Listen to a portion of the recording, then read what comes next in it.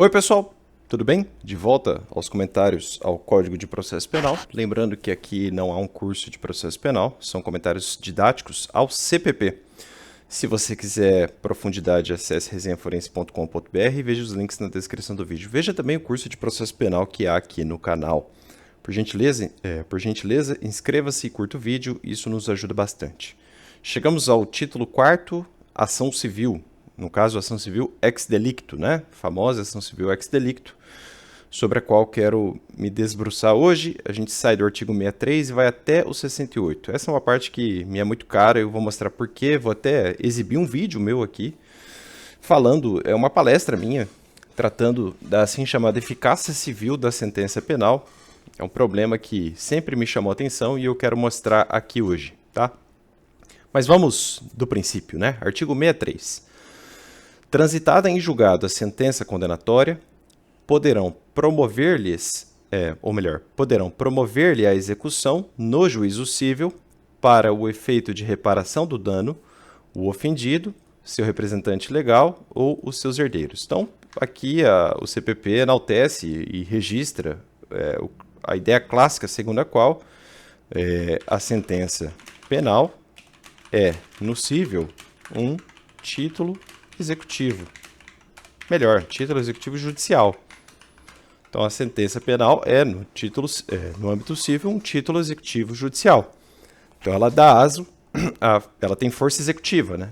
Ela autoriza, digamos assim, a justiça a tomar atos executivos tendentes à satisfação de uma obrigação pecuniária, em regra. Pode até ser uma obrigação de fazer, não fazer, mas aqui no âmbito penal, claramente há uma força de pagar a quantia certa, quer dizer, a reparação do dano, né? Então, transitada e julgada a sentença condenatória, sentença penal condenatória, poderão promover-lhe a execução no âmbito civil. Então, a vítima, a parte interessada, pega essa sentença e instala um cumprimento de sentença lá no juiz civil, com regular distribuição, né? É assunto que vocês estudam no processo civil. E é para o efeito de reparação do dano, tá? Para efeito de reparação do dano. E aí nós temos os legitimados ativos, né? O próprio ofendido, um representante legal do ofendido, por exemplo, o ofendido é uma criança, né? O representante legal da criança tem legitimação extraordinária para buscar a tutela executiva, né? Ou os herdeiros no caso de sucessão. Sucessão aqui pode até ser uma sucessão processual, né? Imagina, o ofendido moveu o cumprimento de sentença, faleceu no meio do cumprimento de sentença, os herdeiros então assumem inicialmente pela inventariança com espólio, enfim. Parágrafo único. Transitada em julgado a sentença condenatória, a execução poderá ser efetuada pelo valor fixado nos termos do inciso 4º do caput do 387, já eu vou lê-lo, sem prejuízo da liquidação para apuração do dano efetivamente sofrido. Então, qual que é a ideia aqui?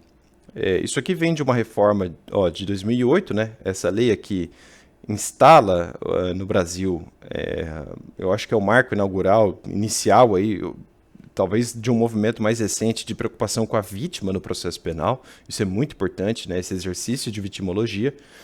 E aqui o legislador colocou a previsão, dentre outras previsões, mas colocou essa, de o juiz penal, da ação penal, poder fixar um valor mínimo para reparação de danos causados pela infração, considerando os prejuízos sofridos pelo ofendido. Em geral, o pessoal costuma pensar muito aqui em dano moral, né? Então, o juiz penal crava na sentença penal condenatória o seguinte, olha, fixo, claro, ele traz fundamentação e fixo o valor de R$20 mil para reparação, ou a título de reparação por danos morais, né, após a devida fundamentação. E aí, isso acaba sendo um valor mínimo por uma questão de eficácia. Se ele fixa um valor tido como máximo, ele impossibilita a vítima o exercício da processualidade, né? Isso seria inconstitucional. Agora, a fixação de valor mínimo não tem problema, porque o que passa o mínimo é simplesmente ineficaz. E aí a vítima tem o direito de buscar este valor. Agora, o mínimo é uma garantia de eficácia mínima, né? Isso que é interessante. Mas vamos reler aqui, parágrafo único do 63. Uma vez transitada e julgada a sentença penal condenatória, A execução pode ser efetuada pelo valor fixado, né, pelo valor mínimo fixado no 387. E veja, embora muita gente pense aqui em dano moral, a lei não parece excluir a possibilidade de um dano material, por exemplo, né, de uma indenização por danos materiais, enfim, ou a título de um valor fixado a título de reparação por a título de indenização por dano material. Tudo sem prejuízo de liquidação para apuração do dano efetivamente sofrido. A liquidação é assunto que vocês estudam no processo civil, né? Então, você pode instalar um cumprimento de sentença com prévia liquidação de danos, né? Então, seria uma etapa cognitiva, uma mini cognição antes da medida executiva, né? O juiz precisa apurar não o an debeatur, mas o quantum debeatur, né? Muito bem. Artigo 64. Sem prejuízo do disposto no artigo anterior, a ação para ressarcimento do dano poderá ser proposta no juízo civil contra o autor do crime e, se for o caso, contra o responsável civil. Então, aqui, na verdade, o Código está enaltecendo o seguinte: olha, pela inafastabilidade do acesso à jurisdição, eu não posso impedir que a vítima proponha uma ação de conhecimento no âmbito civil, né? Quer dizer, ela não precisa do título executivo judicial penal aqui, né, para ver a satisfação dos valores que lhe são devidos. Não, ela pode mover uma ação de reparação, digamos assim, uma ação de conhecimento, uma ação cognitiva geral, pleiteando a responsabilidade civil do autor do crime ou até de um eventual responsável civil. Pode acontecer, por que não? Imagine o funcionário de uma empresa no exercício da sua atividade comete um crime, né? Então, a empresa muito possivelmente será também responsável civil pelo dano por ele causado por assuntos que a gente estuda lá no direito civil. O parágrafo único diz: olha, intentada a ação penal, o juiz da ação civil poderá suspender o curso desta até o julgamento definitivo daquela. Aqui eu vou colocar já um asterisco do vídeo que eu vou mostrar ainda hoje, tá? Esse assunto me é muito caro e eu vou mostrar por quê. Eu vou combar esse parágrafo único aqui com o 65 e aí eu vou mostrar o vídeo, tá? Então, 65. Faz coisa julgada no cível, a sentença penal que reconhecer ter sido o ato praticado em estado de necessidade, legítima defesa, estrito cumprimento de dever legal ou no exercício regular de direito. Ou seja, sempre que se reconhecer no âmbito penal uma excludente de ilicitude, haverá coisa julgada no âmbito cível. Isso me chama a atenção quando a gente traz a questão das putatividades, das excludentes, enfim, de uma excludente de ilicitude putativa. Excludente putativa de ilicitude. Deixa eu rodar aqui essa palestra e aí eu volto a comentar o código com vocês. Vou pedir licença. Hoje o vídeo vai ficar um pouco mais longo, mas eu acho que vale a pena. Essa é uma ideia que me é muito cara e eu queria mostrar aqui para vocês. Então, esse vídeo, para quem quiser, está assim intitulado no meu canal: Palestra Eficácia Civil da Sentença Penal. Eu vou rodar aqui, porque, enfim, vai ficar mais claro. E é isso aí, vamos lá. Agradeço o convite do professor Rafael, agradeço, professor, as palavras do professor Tiso também, até nos bastidores, como parece ser natural, nos tratou muito bem, nos recebeu bem, até fiquei curioso com o livro dele. Dá para ver que eu gosto de filosofia medieval, né? E ele fez um livro sobre a dignidade da pessoa humana e chegou até Santo Agostinho e Tomás de Aquino, né? Então, por aí, vocês já percebem que, pelo menos para mim, já realça um interesse maior. Eu escolhi um tema peculiar, que traz um diálogo necessário entre várias matérias. Pelo menos 4 aqui, né? Processo civil, penal e processo penal. E é engraçado, né? As coisas vão se encaixando. A professora Anida acabou falando de desconsideração da personalidade jurídica, mas ao mesmo tempo ficou bastante claro que existe um desnível linguístico, né, entre as matérias jurídicas. E quando eu digo isso, claro, não é demérito algum, não é uma crítica ao penalista, nem ao civilista, nem ao processualista. É um problema que nós temos hoje de mega especialização dos troncos jurídicos, né? Eu dou um exemplo aqui que é pitoresco, né, do direito empresarial, talvez a ilha mais isolada de todas em termos linguísticos, né? Tem uma figura lá do empresário individual, que é a pessoa natural que exerce a empresa, basicamente. este fato jurídico impõe um dever muito peculiar, que é o de obter o registro na junta comercial. E daí sucede um CNPJ, né? Quer dizer, é uma pessoa natural que tem um cadastro nacional de pessoa jurídica, mas não é pessoa jurídica. Quer dizer, é uma solução tributária, tratá-lo como pessoa jurídica, mas na órbita do direito privado não é pessoa jurídica, né? Eu trabalho com juiz de direito e todo santo dia eu tenho de ficar minutando, né? Olha, emenda inicial, porque não há litisconsórcio ativo entre Marcelo Pichiori da Silveira, MEI, e Marcelo Pichiori da Silveira, CPF número tal. O que há é Marcelo Pichiori da Silveira, CPF e CNPJ tal. Porque empresário individual não é pessoa jurídica, né? Então, até para dar um adendo aí à boa palestra, excelente palestra da professora Anida, você não pode pedir a desconsideração da personalidade jurídica do empresário individual, né? Porque na prática equivale a matá-lo. Basicamente é isso, né? E daí obter a sua sucessão, enfim, etc, etc. E a minha palestra, o professor Rafael, tirante o exagero dos elogios, ele acabou apresentando bem na medida em que já sinalizou a necessária intersecção, né, entre os temas. Exatamente, Flávia. Excelente comentário. É por aí mesmo. Por aí mesmo. Claro, né? Todos nós temos os nossos maiores interesses, né? Ultimamente eu tenho me interessado mais por direito civil e por filosofia do direito. Mas é interessante termos algum contato com outras matérias, né? E o fato de estudar para concurso público, embora pareça algo comezinho, embora seja um estudo menos profundo, talvez, ele nos tensiona a sempre ter um contato com todas as outras matérias, né? E aí eu fui pensando nesses temas, né? Existe uma obra sobre eficácia civil da sentença penal de um processualista chamado Araquém de Assis, é um gaúcho. Excelente livro, talvez o mais completo ainda sobre o assunto. O Araquém de Assis tem uma característica interessante, ele transita muito bem no direito civil, muito bem, né? Ele parece um civilista processualista, ou o contrário, enfim. Mas ele ainda não fez essa ponte com o direito penal, né? E eu vou além. Não há um processualista, um civilista que ainda tenha feito uma ponte com o profundo do direito penal, né?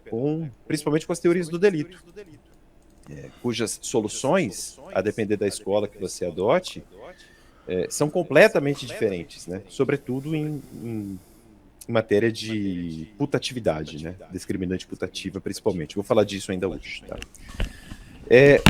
Esse tema começou a me chamar a atenção no foro, na prática mesmo. Eu tive de manejar um dispositivo menos famoso, mas importante, do Código de Processo Civil, né? Basicamente o artigo 315. O caput fala o seguinte, eu vou virar aqui para minha tela, tá?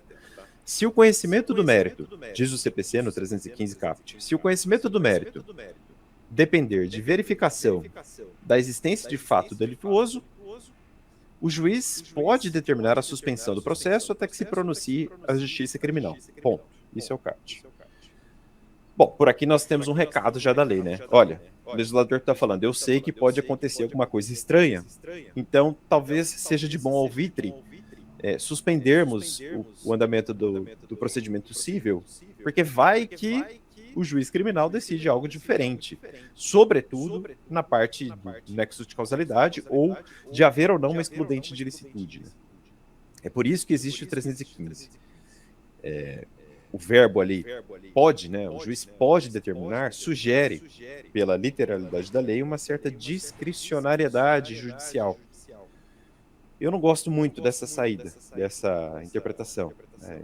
Me valho aqui de um autor chamado Alexandre Freitas Câmara, para o qual ele vai tão além que ele diz que o juiz não tem discricionariedade, né? Ele age sempre sob o manto da lei, até porque a cláusula garantística é devido ao processo legal, né? Não é devido ao processo costumeiro, nem devido ao processo portarial, nem devido ao processo, eu acho que, devido ao processo legal. Quer dizer, você se baseia na lei para agir, né? Então, o 315 do CPC já nos dá um norte aqui. Ó, talvez seja interessante suspender o processo civil, os autos, enfim, o andamento processual civil, para aguardar a solução criminal.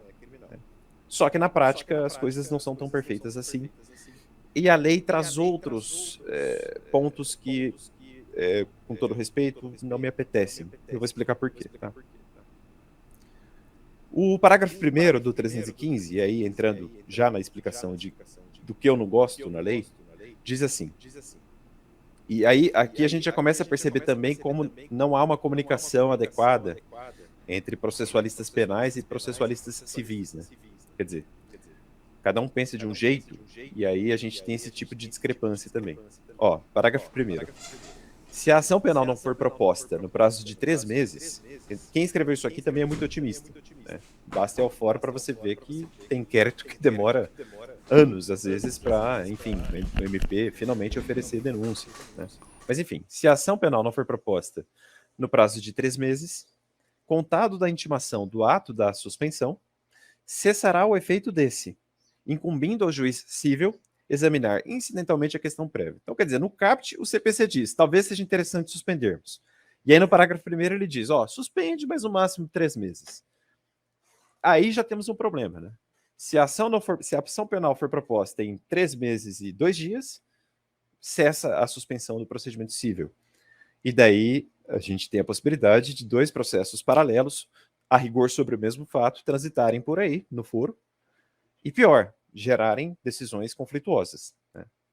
Assunto que sempre me deixou muito curioso, que é o conflito de coisas julgadas. Né? Até uma vez escrevi sobre o assunto, um colega até falou, pô, Marcelo, às vezes você viaja na maionese, né? Imagine, conflito de coisas julgadas. E uma semana depois teve um informativo do STJ falando justamente sobre isso, né? Conflito de coisas julgadas.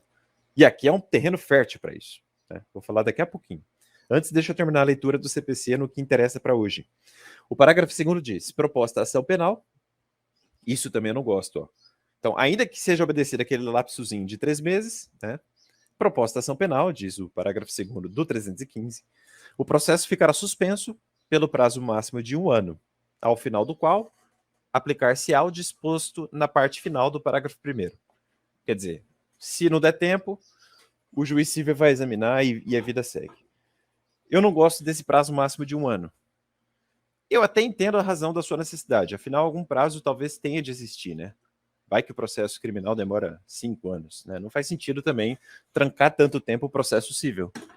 Mas acho que essa solução rigorosa, literal da lei, é assim, tem o mérito de ser um pouco mais objetivo, mas tem o demérito de ser muito duro, a depender do caso concreto, né? Em matéria tributária, por exemplo, a análise criminosa é muito mais complexa do que a parte civil, muitas vezes, né? Além disso, há outros assuntos, outros senões, né? Por exemplo, a maioria dos crimes tributários pressupõe um fato jurídico relevante antes do oferecimento da denúncia, que é o lançamento definitivo do tributo, né? Que se passa pela órbita administrativa, né? Artigo 3º do CTN, é um ato vinculado, etc, etc. E só nisso aí a gente já tem muito mais que 3 meses. Então, essa falta de comunicação entre os ramos, né, e não se iludam, não é um defeito só do legislador, porque o legislador pensa juristas, né, para fazer principalmente as leis grandes, né, o CPC é um exemplo disso, a gente teve uma comissão de juristas, naturalmente muito mais recheada por processualistas civis, né, e é óbvio que essa falta de comunicação gera esses problemas. Né. Muito bem, então esse é o panorama geral sobre o qual eu quero comentar, fazendo um link agora com o artigo 65 do CPP, né, que a gente lê assim, sem muita atenção, sem muita reflexão. O 65 diz, do CPP agora, faz coisa julgada no cível, a sentença penal que reconhecer ter sido ato praticado em estado de necessidade, em legítima defesa, em estrito cumprimento de dever legal ou no exercício regular de direito. Então, faz coisa julgada no cível, tudo aquilo que supõe ou pressupõe o que a doutrina penal gosta de chamar também de situação justificante, né? Ou, enfim, excludente de licitude ou de antijuridicidade, chamem como quiser. Tá? E aqui nós temos já outro ponto que me parece problemático, né? E um terreno pantanoso, um terreno difícil pra caramba, assim, em termos de direito penal. Né?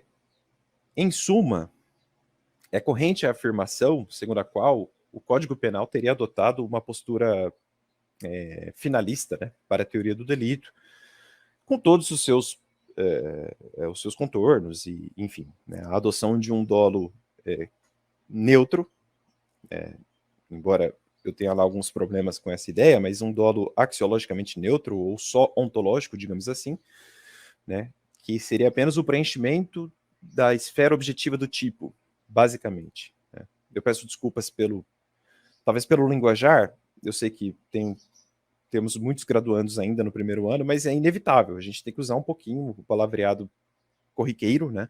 Até porque isso faz parte da preparação de vocês, né? Então, aos poucos, vocês também vão se acostumando com essa linguagem, né? Mas tem um ponto do Código Penal que não é finalista, pelo menos que não parece ser inteiramente finalista, que é justamente a solução dada, ou uma tentativa de solução legal, às chamadas discriminantes putativas. O que é isso? Putatividade. É supor mal um fato ou um elo normativo.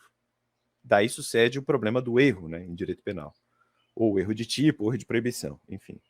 Então, por exemplo clássico, né? A e B saem para caçar, e B, sem avisar A, entra numa determinada moita, essa moita se mexe, e A, supondo atirar num veado, atira, na verdade, em seu colega. Aí, erro de tipo,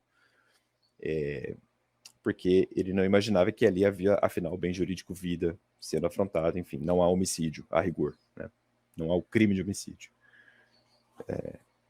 Mas nas discriminantes putativas a gente tem algumas situações mais complicadas, né? Por exemplo, se A contrata um segurança, A contrata o segurança B, o segurança supõe mal uma situação de fato que, em tese, legitimaria uma atitude lastreada pelo estado de necessidade ou por legítima defesa. Então, o segurança supõe que o C sacará uma arma para alvejar A. Só que, na verdade, o C não estava nem aí e ele só foi pegar o celular do terno, né? Então, aí nós temos uma putatividade. O segurança interpretou mal o fato, né? E aqui começa o grande poço de divergências entre os penalistas. É impressionante, assim. Nunca há uma solução definitiva. Nunca vai haver. Né? Até porque cada um tem um jeito de interpretar o delito. E ainda assim, mesmo que o código se diga finalista, pelo menos em tese, o fato é que muitos penalistas ainda flertam com a assim chamada escola neocantista do delito, né? O que acontece ainda hoje com a assim chamada imputação objetiva, que vocês vão estudar em direito penal, né? Então isso ganha força, quer dizer, não é um dolo neutro, é um dolo que abarca uma consciência ou não de ilicitude. E aí vejam que interessante, eu vou reler o 65 do CPP. Faz coisa julgada nocível a sentença penal que reconhecer ter sido o ato praticado em estado de necessidade, em legítima defesa, em estrito cumprimento de dever legal ou no exercício regular de direito. Pergunto, e quando for putativo? Vai fazer coisa julgada nocível? Se sim, qual que vai ser o efeito cível disso? Né? Qual que é a responsabilidade civil daquele que age equivocadamente sob estado de necessidade ou sob legítima defesa? Ele responde civilmente? Se sim, por quê? E se não, por quê também? Né? Há ou não há a força julgada no âmbito penal? A lei não traz uma solução para isso. A rigor, ela não traz uma solução para isso. Né? E aí eu pergunto, naquele exemplo do segurança, que empurra o seu protegido, salvando-o de um suposto tiro que jamais ocorreria, e esse protegido sofre, por exemplo, uma lesão corporal grave, né, ao bater a cabeça no chão, como que fica a parte cível dessa decisão? Faz coisa julgada nocível? Faz, mas faz coisa julgada a decisão que diz em estado de necessidade putativo? Como que fica isso? Na verdade, eu não trago respostas, tá? Eu só estou fazendo uma pergunta porque é um texto que ainda venho desenvolvendo aos poucos. Tá? Mas vamos adiante. Tem outro ponto aqui que eu acho muito interessante e que é assim um terreno fértil para acontecer, que é o conflito de coisas julgadas. Imagine vocês que a ação civil tenha sido suspensa, mas passou aquele lapso de um ano e assim processo penal e processo civil foram tocados livremente, digamos assim. E um sem influenciar o outro, tá? não havia uma devida comunicação entre juízes ali, né? A vara criminal não conversa com a vara civil e as coisas acontecem. Aí no civil, em 2021, o juiz diz assim: não há nexo de causalidade, ponto. Logo, julgo improcedente o pleito de A contra B. Só que lá no âmbito criminal, um ano depois, em 2022, o juiz criminal diz: há nexo de causalidade. É um conflito de coisa julgada. Resta saber qual é a eficácia civil desta sentença penal, porque é uma coisa julgada pretérita dizendo que não há nexo de causalidade. Isso pode acontecer. Isso acontece. Né? Eu já vi mais de um informativo do STJ e nem nesse ponto que eu estou mostrando aqui de direito penal e direito civil, né? Mostrando a solução ou não de um conflito de coisas julgadas. Por sinal, a saída do STJ, com todo respeito, é inaceitável, na minha opinião. Tá? Não é nem muito pela conclusão, mas pelo argumento exibido pelo STJ, que é inaceitável, é inaceitável. É analiticamente intolerável o que o STJ faz. Ele diz assim: prevalece a primeira decisão, quer dizer, a primeira sentença que transitar em julgado, e diz o STJ, o problema não é nem falar que a primeira prevalece, o que eu também discordo, mas tudo bem. O problema é falar, porque a segunda não existe. Isso é um erro analítico grave que o STJ comete todo santo dia. É impressionante. Você pode até falar que a segunda coisa julgada é inconstitucional, como defende Sérgio Rizzi, ou é maculada de uma invalidade eterna, como dizem outros, o que também é bastante discutível, mas falar que a segunda não existe é brincadeira de mau gosto. É óbvio que existe. Óbvio que existe. Você tem juiz, você tem pedido e você tem partes. Tem advogados. Existe processo. Né? Existir processo é algo muito simples. Aliás, qualquer existência fático-jurídica é bastante simplória, porque não passa do preenchimento bruto da arquitetura pensada, ou, enfim, traçada pela lei. Então, existir processo é fácil. Assim como existir compra e venda é muito fácil. Você precisa de partes, de objeto, de vontade, de forma. Ah, mas a parte tem de ser capaz. Ok, aí é plano de validade. Ah, o objeto tem de ser lícito. Ok, mas aí é plano de validade. Ah, a vontade tem de ser livre. Ok, a liberdade da vontade é plano de validade. Não é plano de existência. Né?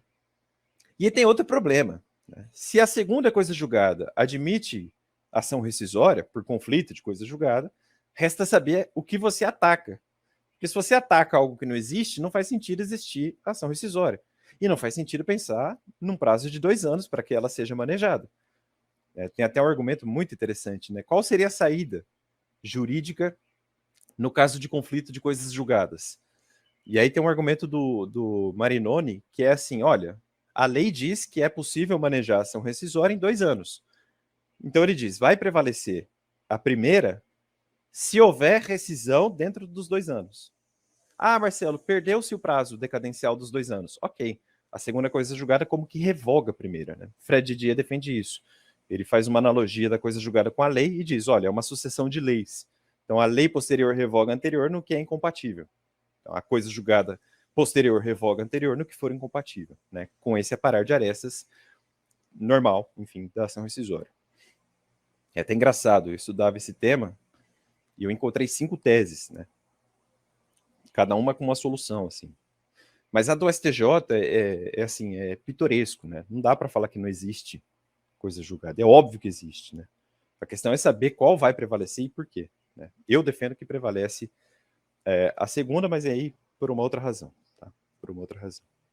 E isso é um terreno fértil, eu digo e repito aqui, no âmbito penal. Né? Dei o exemplo aqui do processo civil dizendo A e de um processo penal com um objeto que parece diferente, mas que do ponto de vista ontológico trata de um mesmíssimo fato, né?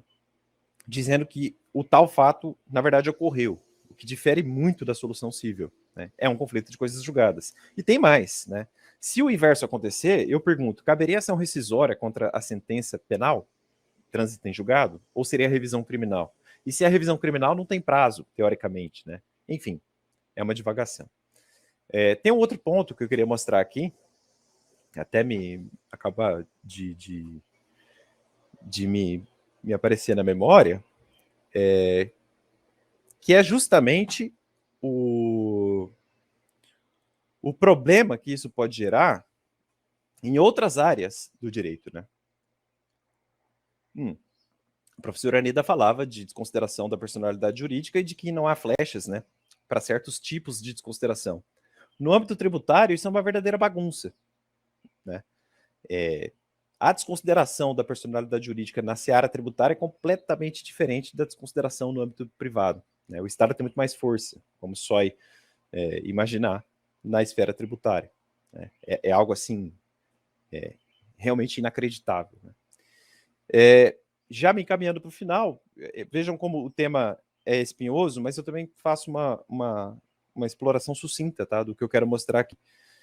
Para quem quer fazer um TCC, para quem está no 4º ano, esse tema é riquíssimo, é pouco explorado e pode render um trabalho interessantíssimo, né? Até um trabalho, digamos, de campo. Você pegar vários casos no Paraná, por exemplo, mostrando, olha, tem uma discrepância aqui e ali. Para fechar, agora sim, eu lembrei o que eu queria falar. Tem uma divergência, que não é bem uma divergência, é mais uma incomunicabilidade, né, entre civilistas e penalistas, que me parece pitoresca, né? Os penalistas, eles têm um trato com 2 assuntos, mas assim, eles dão um banho nos civilistas, é impressionante, que é como vislumbrar um nexo de causalidade e também como estudar e como propor os critérios de imputação, né? Quer dizer, como lidar com a causalidade e também com a imputação de normas. Basta pensar aqui no crime omissivo, né? Na omissão penalmente irrelevante. A omissão própria não tem nexo de causalidade a rigor, né? Alguns penalistas dizem que tem, mas a rigor não tem. Do nada, nada vem. Se eu nada fiz, eu não cometi causalmente um dano. Mas a mim é imputado um resultado delitivo. Isso é muito interessante. Os civilistas vão muito mal nisso. É assim, é inacreditável a divergência ou a incomunicabilidade entre civilistas e penalistas. Por exemplo, os penalistas vão muito bem nas concausalidades, né? O que acontece se eu atiro em alguém e este alguém, a caminho do hospital, numa ambulância, morre atropelado porque alguém furou o sinal vermelho e bateu na bendita ambulância? Há uma solução penal para isso. E no âmbito civil? No âmbito civil, na prática, esse tipo de assunto descamba para uma espécie de seguridade social geral. Todo mundo responde por tudo, né? Então, falta um salto qualitativo dos civilistas no estudo do nexo de causalidade e também dos critérios de imputação, né? Algo que os penalistas vão muito bem há muitos e muitos anos. Muitos anos. É impressionante o salto que a doutrina penal vem dando nesse tipo de tema. Ao passo que os civilistas ainda seguem naquele andamento muito engatinhado e até ultrapassado, né? Há uma distinção que me parece também inaceitável, né? Os civilistas adoram falar, não, o dolo civil é diferente da culpa, ou melhor, do dolo penal. É algo mais ou menos parecido com um tipo de injusto culposo. Na prática, vira uma bolota só. Vira uma bolota só. E aí o argumento costuma ser assim, é que aqui no civil os interesses são disponíveis. E no âmbito penal os interesses são indisponíveis. Logo, o nosso dolo pode ser mais abrangente que o dolo penal. Será que é assim? Né? Eu acabei de falar, no começo da palestra, eu falei de devido processo legal, né? Quer dizer, lastreado em lei. Será que tem lei dizendo exatamente isso? Olha, no âmbito civil os interesses são disponíveis. Logo, o juiz pode fazer o que ele quiser. Essa é uma discussão também que me parece relevante nos dias atuais. Não só a necessidade de dar um salto no estudo, um salto qualitativo no estudo. Ok, pessoal, deu, né? Já deu para entender o espírito central da exposição? Deixa eu deletar aqui e voltar aí. Então, fica aí toda a especulação, né, sobre esse problema. É muito simples falar que a excludente de ilicitude declarada em sentença penal, é muito simples falar que isso faz coisa de julgado no cível.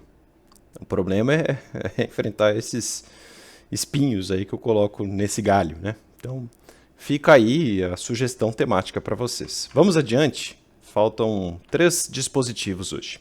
Artigo 66. Não obstante a sentença absolutória no juízo criminal, quer dizer, O que a lei aqui está falando é o seguinte, ó, ainda que haja absolvição no âmbito penal, a ação civil poderá ser proposta quando não tiver sido categoricamente reconhecida a inexistência material do fato. Então a ideia aqui é evitar discrepância absurda de teses na própria justiça, porque a jurisdição é una. Então imaginem isso que eu até falei na palestra, né? O juiz penal diz que o fato não existiu, categoricamente ele diz, isso não aconteceu. Aí o civil vai lá e fala, isso aconteceu, então eu indenizo. Não dá, né? Essa é uma discrepância ridiculamente... chega a ser risível, né? Não tem como. Artigo 67. Não impedirão igualmente a propositura da ação civil. Número 1. Despacho de arquivamento. Vamos colocar assim, não impedirão a ação civil. Número 1. Despacho de arquivamento do inquérito ou das peças de informação. Então, o mero arquivamento do inquérito policial não impede necessariamente a propositura da ação civil. Imaginem só, o arquivamento se deu por falta de materialidade para a justa causa da ação penal. Isso não impede a propositura da ação civil de modo algum. 2. A decisão que julgar extinta a punibilidade. De fato, a extinção da punibilidade não necessariamente descamba na quitação, digamos assim, daquilo que é devido no cível. Por exemplo, a vítima deixou de observar o prazo decadencial para a propositura da ação penal privada. Isso não necessariamente impede que ela busque a indenização cível, né? 3. A sentença absolutória que decidir que o fato imputado não constitui crime. Com certeza, né? Um fato não típico pode revelar uma situação indenizante, sem dúvida alguma. Engraçado que aí a gente pode pensar mais, né? Crime enquanto vocábulo mais abrangente, não só não constitui fato típico. A gente pode pensar, não constitui fato ilícito ou não constitui fato culpável e para alguns até não constitui fato punível, né? Então fica essa especulação. Artigo 68, o último de hoje. Quando o titular do direito à reparação do dano for pobre, e eu trouxe a lei cito 32, parágrafos 1º e 2º, nossa leitura não é preguiçosa, eu coloquei aqui, a gente pode lê-lo depois, né? A execução da sentença condenatória, artigo 63, que a gente já leu hoje, ou a ação civil, também a que a gente leu hoje. Então, aqui ó, o 63 fala de execução. Então, isso aqui seria a execução do título judicial, sentença penal condenatória. Alguns chamam isso de ação de execução civil ex delicto, tá? É impressionante como parte da doutrina faz uma confusão, que isso aqui gasta dezenas e dezenas de páginas para tentar explicar esse raciocínio. Então, o que a lei está falando aqui, ó, se for execução de sentença penal condenatória ou ação civil, aqui seria a ação de cognição ampla. A famosa ação, vou colocar entre aspas, tá? Para não vou ser tão técnico, de conhecimento, como se dizia antigamente, né? Ação de cognição ampla, ação de conhecimento, ação civil ex delicto. Essa é a verdadeira ação civil ex delicto, né? Enfim. Então, a execução da sentença condenatória ou ação civil será promovida a seu requerimento pela MP. Então, basicamente, é quando o titular do direito à reparação do dano for pobre, a MP poderia, em tese, pleitear a indenização. Isso, o 68, muita gente fala assim, o artigo 68 do CPP é um dispositivo em vias de inconstitucionalidade, porque hoje há um órgão legitimado, né, extraordinariamente, para agir em nome do direito da vítima, enfim, para pleitear a sua reparação, que é a Defensoria Pública. Ela atua em prol dos hipossuficientes. Não é que o raciocínio esteja errado, mas eu acho equivocado falar que o 68 está em vias de uma inconstitucionalidade. Vejam, o 68 aqui é redação pura do CPP. O 68 consta de um decreto-lei, que é o CPP, certo? Então, o 68 do CPP foi ou não, em algum grau, recepcionado pela atual ordem constitucional. Então, ele está em vias de não recepção. É diferente. A gente pode falar, o 68 está sendo gradativamente revogado pela ordem constitucional de 88. Não é que haja uma gradativa e evolução em inconstitucionalidade. Não, é uma gradativa evolução, revogação do dispositivo. Tá? Há uma lenta e gradual revogação, não uma lenta e gradual inconstitucionalidade.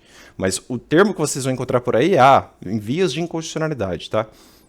Só para constar, o 32, parágrafo 1º e 2º, né, os parágrafos 1º e 2º do 32 e o 32 caput estão aqui, né?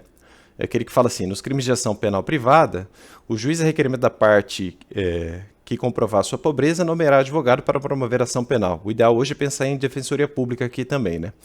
Parágrafo 1º. Considerar-se-á pobre a pessoa que não puder prover as despesas do processo, não, são as custas, né, a taxa judiciária, por exemplo. A gente pode pensar em eventual perícia, né, enfim.